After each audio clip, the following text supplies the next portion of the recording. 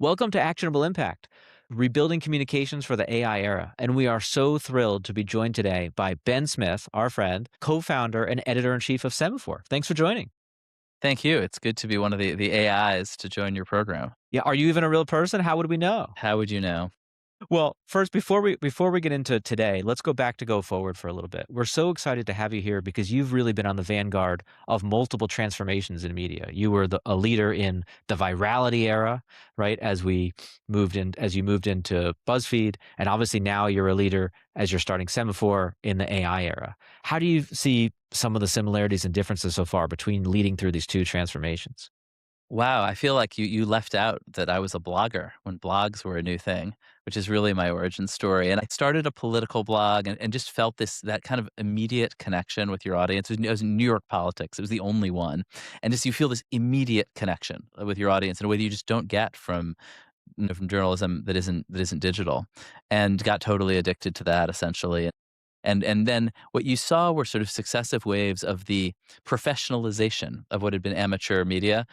Politico, where had gone from New York City stuff, was essentially a professionalization of blogging, because ultimately blogging was just reverse chronological publishing on the web. No reason journalists can't do that. No reason that can't be professional. And so The Verge, Politico, and other organizations of that era of the mid aughts realized, oh, you can professionalize this. You can take the best journalists in the country and have them publish fast on the web. Like, that's a thing you can do.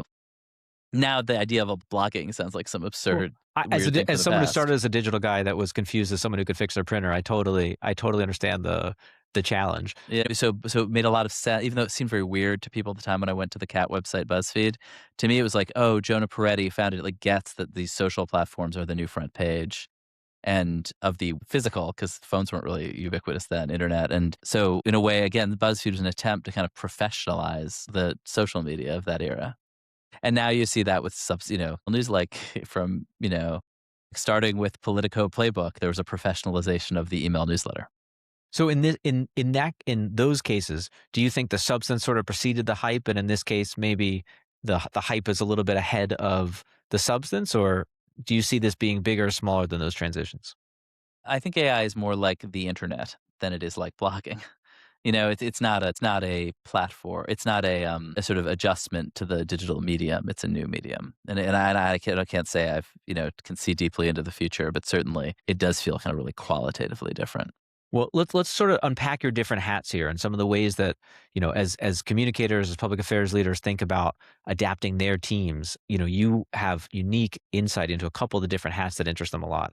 Maybe starting with journalism, right? Which is, as you as a journalist and then as someone who manages a newsroom, how are you thinking about actually using it day to day? Yeah, I mean, I think, the thing with journalism right now is there's these two trends, and they pull in exact opposite directions. One is toward automation and personalization, which is to say you can get an AI summary of today's news that will be like 80% right. But you're like, 80%, that's not bad. And occasionally, like, I was at the Atlanta airport the other day and wanted to go to a Chick-fil-A and asked if there was a Chick-fil-A at Terminal 2, and it said there was, and there wasn't. And that's just, like, now the cost of doing business. Like, you're interacting with these chatbots. They're mostly right. Sometimes they're wrong. People kind of seem fine with that. And so there's this kind of hyper-personalized, but kind of unsourced, and, it's kind of like a slurry of news over here. And then over here is this intense creator, individual connection with an individual journalist. And that's what I think media companies that are going to succeed as businesses are going to build around, and certainly what we're building around. And in that context, I mean, AI tools are incredible for all sorts of production, from video production. The platform we're using now, Riverside, will clip out without asking you whatever it thinks are the most interesting moments for social, and suggest that you post them based on listening to our words. And then also in all sorts of other ways, just incredibly powerful production tools. We do these huge events in convening business. We had this event, Semafor World Congratulations. It was Economy. incredible.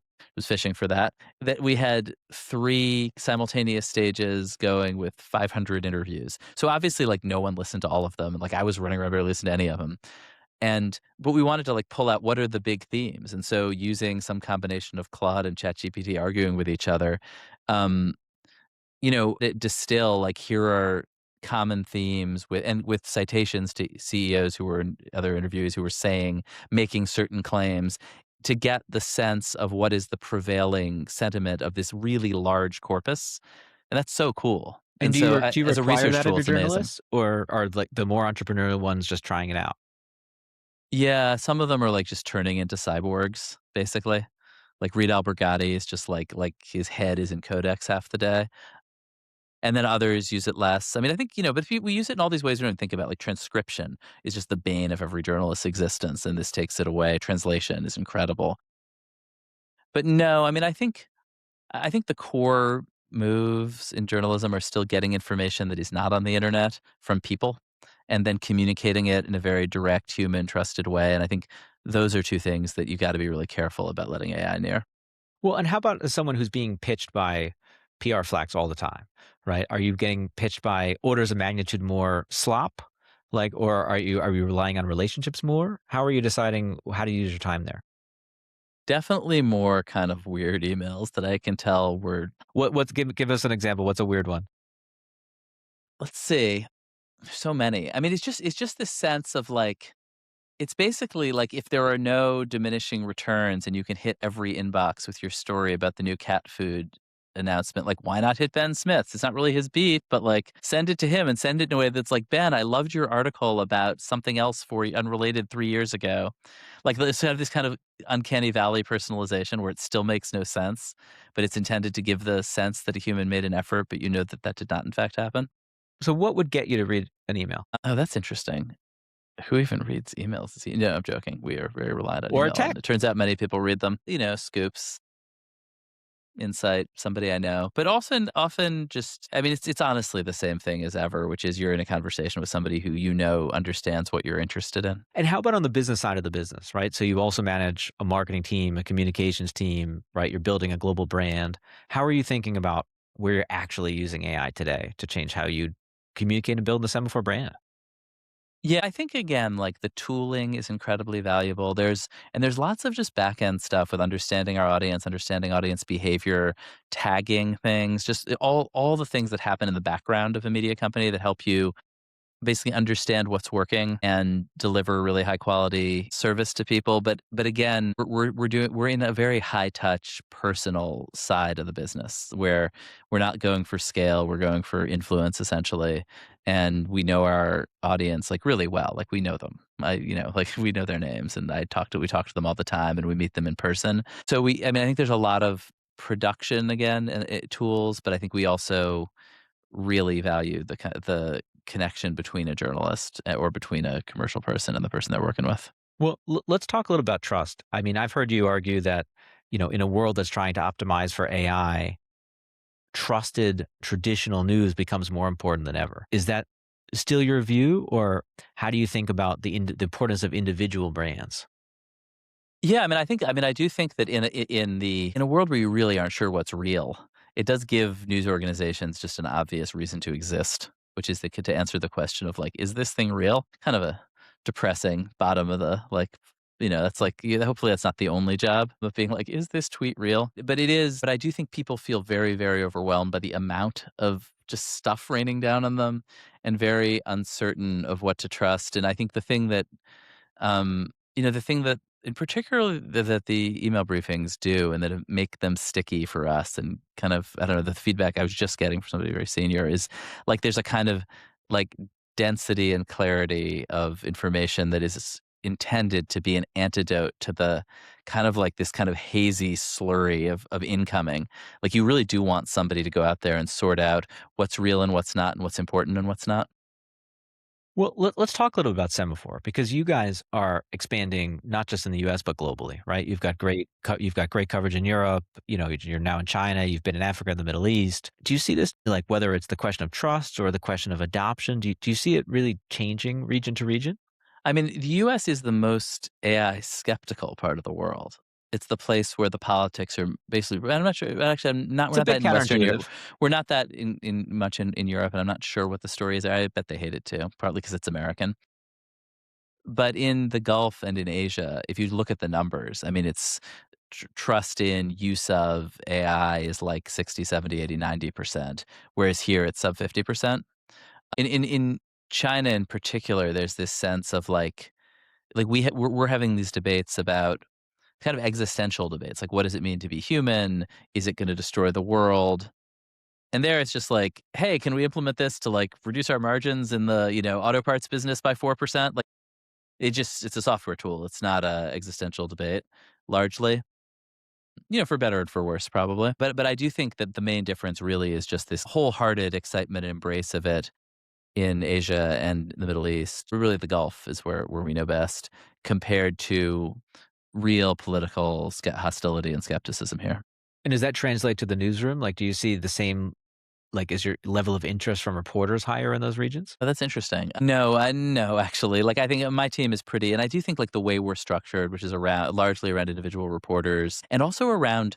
I mean, the first kind of magic thing we did with AI, we had a partnership with Microsoft a couple years ago that was about, and this was when this felt new, and now it feels totally taken for granted that you can have any language in the world translated into your ear magically, as though like the Tower of Babel never happened. And we just sort of, by the way, like of all the miracles of this era, like what that's amazing.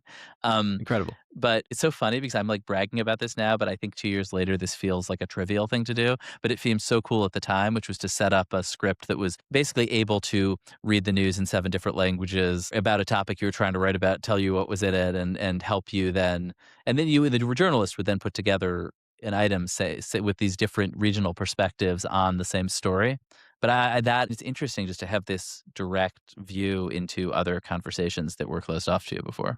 Definitely, and most brands do not have huge editorial teams everywhere in the world, even though they Right. may serve most of the markets in the world. So translation's a huge one. What one of the things I wanted to ask you about was convenings and sort of this question of trust, right? So we talked a little bit about the trust in individuals. Maybe first, obviously coming out of your background, you could have done what many other journalists are doing and, started a newsletter just on your own versus building a real brand. How do you think about the brand of the individual versus the outlet? I think first, I think that for lots of journalists, it makes sense to go out on your own, and it's also a little bit like, do you want to be an entrepreneur in that way? It's like pretty hard and exhausting. I was talking to Johnny Harris, the great YouTuber, um, like very great journalist on YouTube, of whom there are very few. Comes out of Vox, and he was saying like to buy his first camera, and his wife's his sort of his business partner. He and his wife donated plasma from both Oh arms gosh, twice a week for 6 months. And it's like, that's you really like, that's not a thing a lot of people are gonna do. Like, there's a level of commitment that in burnout that comes with being like an individual creator, kind of surf in the YouTube algorithm, even if you're a very highly compensated one, that I think just isn't for everybody. And then I would layer on that in journalism in particular, for the kind of journalist not who is not who does isn't that ideological, maybe doesn't really have that fixed a view on what the world is, and isn't gonna just tell the same audience every day that they are correct about everything, but actually, like, the person you thought was a good guy might be a bad guy or might have screwed up, and, like, that's what kind of beat reporting is, which is what I've always done, what Liz Hoffman does, what lots of my Burgess Everett does in the Senate. The very highly polarized social media ecosystem doesn't work as well for that kind of person, and often they need good editing, they want colleagues, they want lawyers, they want a brand that sometimes they can hide behind when you get into trouble or when you're in kind of conflictual situations. And so, like, the way I've always thought about it is that the kind of we're trying to do is create like kind of a platform that brings the best of the compensation and the connection with the really direct connection with an audience of being a creator, with the standards and the support that you get in a great newsroom. yeah. Do you think if the importance of building individual brands is so important, do you think CEOs all need to become broadcasters and communicators? Kind of seems that way, right? I keep telling Justin that. Oh, he's got a co-founder. Yeah, I'm happy to. But I'm always a little uncomfortable about talking my book. I don't, like, I kinda want, like, Justin just to be out there delivering the gospel, and I'm always getting distracted. Well, let's talk about Justin because you guys just held Semafor World Economy. Basically 500 CEOs in Washington D.C. around the World Bank meetings. A huge new leader in the live events space and the policy business connection. First of all, any takeaways from the conference? Yeah, a few. I mean, one was just, I mean, this is the sort of insight on which we started it under Biden, which was just that as the US government gets more and more involved in the economy, for better and for worse, CEOs and business leaders who had always avoided Washington, like who had no clients there, no, and like basically just wanted to stay out of the place and not be on regulators' radar, are now there all the time. They're buying houses. They're buying houses. So So they're eager to figure out what is going on with the U.S. government and with the U.S. economy, which is the most dynamic, most economy in the world, but also what a like wild west of a place. So in a way that like that's the big conversation that they're all interested in having, and it makes sense to do this kind of this huge kind of global. I think it's the biggest convening of CEOs in America this year to do it in Washington rather than in New York or somewhere else. Well, and how do you think about, a journalistic newsroom putting on an event? Like, are those contradictory or are those actually amplifiers? It's funny because this is a thing that has been, for me at least, like the thing that maybe until really that we've been kind of the question hanging over Semafor in a way is like, are these different businesses? Are these the same business? And when I recruit people, sometimes it's like, wait, like, am I a booker or am I a reporter? And I think I felt that really resolved itself this year, which is that it gave us a new journalistic muscle that newsrooms I've been in, from the New York Times to Politico to BuzzFeed, never had, which is like the kind of TV-like ability to book the biggest newsmakers in the world and grill them. So I interviewed Besant and Lutnick. Our great White House correspondent Shelby Talcott interviewed, I think, 4 cabinet secretaries, and as well as the acting attorney general. My colleagues, on the business team interviewed some of the, dozens of the biggest CEOs in the world, and like none of our competitors were doing that because like, obvious because they didn't have this giant stage to stick all these people on. And I kind of think it like did sort of answer for me and for a lot of the journalists, like, is this worth the effort? Like, yeah, like you just it's a whole new muscle for us, and the ability to get these interviews is and make all this news is so satisfying. And so, And so kind of deeply connected to the journalism. well, it was fun. I think the business community wants the ability to have that mix. I think, frankly, the government wants the ability to have that mix too. But so where does Semafor go next? I mean, I think, we're definitely gonna double down on Washington. I mean, it is the center of global news and business, like, whether anybody likes it or not. And it's obviously like I mean, the other takeaways from the conference were just what a complicated, strange place it is to do business. This all the real economy CEOs are so excited about the prospects in the market. Like the CEO of Hyundai, remember, whose workers were all deported, told us that his 3 priorities are USA, that he has reopened, that all the most of those workers are back. The plant opened on time. And now, because of the Iran war, EVs are selling like hotcakes. Like, what a strange place. So, and you heard that from all the real economy CEOs. The finance CEOs, meanwhile, we're like, the sky is falling. We're doomed. Like, sell everything you own. Peter Orszag from Lazard said it's a roadrunner moment. We're like out over the cliff, waiting to, with our legs still pumping, kind of waiting to to fall to earth. And then the other thing that I really noticed, which is new to me in Washington, not always people come to Washington, they flatter the White House. The extent to which people say different things in private and public now is really, really striking. And people in private worry a lot about corruption and self-dealing, and they do not talk about that in public. Interesting. Well, what keeps you up at night? Let's move to the risks and the fears a little bit, right? I mean, obviously, first as a journalist, I mean, there's where do you feel like journalism is going to have a resurgence, or do you feel that this whole concept of great unbiased news is in jeopardy? I mean, I guess I, having now wrestled with this for a long time, think that we grew up in an era where, through kind of funny artifacts of technology, particularly broadcast towers and spectrum licenses, there were 3 main channels. And it was like you couldn't just go out and like buy a broadcast tower. And similarly, like a giant printing press, a lot of capital to reach lots of people in the 20th century.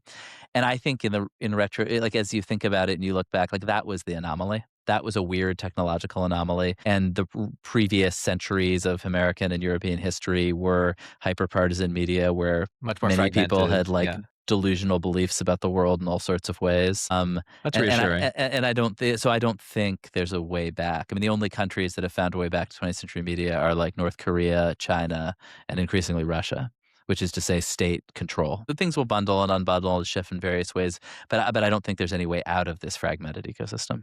How about the copyright concerns given journalism? Other news outlets, including some of your former employees, are suing AI companies. You guys have partnerships. Yeah, I would say there are 2 things here. One is that there is the data they trained on, right? And like, I mean, I remember somebody from Reddit once told me that before like they really locked down ChatGPT, he had typed into ChatGPT how much of your content comes from Reddit, how much of your training data came from Reddit, and it was like, oh, a third. And Reddit reached a very lucrative settlement with them, or a lucrative deal with them. I think the New York Times also clearly these things trained on the New York Times. The thing is, that was once, right? That's a one-time thing that you're suing them over the training data. They'll make some kind of settlement. Money will change hands. But then that's over. And so, like, there's no next beat of that. And I think the notion that what ChatGPT or Claude is just basically a remixed New York Times is obviously like totally preposterous to anybody who uses it. And the question of how do news organizations feed into this on an ongoing basis and what kind of value do they provide? And there's some. I think actually for the wire services, for Bloomberg, for AP, for Reuters, like I would hope they get great licensing deals because they will provide a flow of kind of like fresh Real time, yeah. information, real time, just information and data that allow these services to be totally up to date. Seems cool, but like I don't really see that as a big part of our business at all. What is a wish list here? Is there one thing that you personally wish AI could do for you that you don't think it can do today or you don't know how to do today? Is it bad if I say I wish I could write my book? No, I think a lot A of little people little are hoping stressed for out that. about that. Turns out not. I mean, I just think whenever you say, "I wish I could do this," like, by the time this podcast is out, it will be doing this. I do think reducing the cost of video is amazing. Like, we're in this funny moment where television is collapsing, and yet everything else is becoming television, like, including this It's all conversation. video, yeah. But also television is collapsing, and I do think the sort of the extent to which AI is just taking out these production layers of TV and video, the way the internet took out printing is sort of underestimated and is quite amazing for a company like ours that we can just put our journalists direct to camera talking about their stories at an unbelievably low cost where that would have just been too prohibitive before. In all these eras from blogging to virality to today, like you've done an amazing job of staying current and on the bleeding edge for decades. How do you do that? What do you read? How do you follow? How do you stay ahead today? Yeah, I mean, I guess my own view is like you have in my own profession is just that like the core of journalism, like great stories, scoops, great reporters, that's not going anywhere. And you have to be really committed to that on one hand. And then you have to be just so agnostic about the surface. Like, is it print? Is it like yapping to a TikTok? Is it being on a stage? Who cares? Is it scrawling something in crayon and putting it on Instagram? Like, whatever. And that those surfaces have changed so much in the course of my career, unrecognizably. I'm doing jobs that I would have been able to explain to myself when I was in college. And yet, the core of it, which is trying to get great stories about powerful people and publish stuff somebody didn't want you to publish, that's totally unchanged. What makes a great story? I mean, usually it is this is something they didn't want you to know. Somebody did not want you to know this. If they really wanted you to know it, it's probably not that good a story.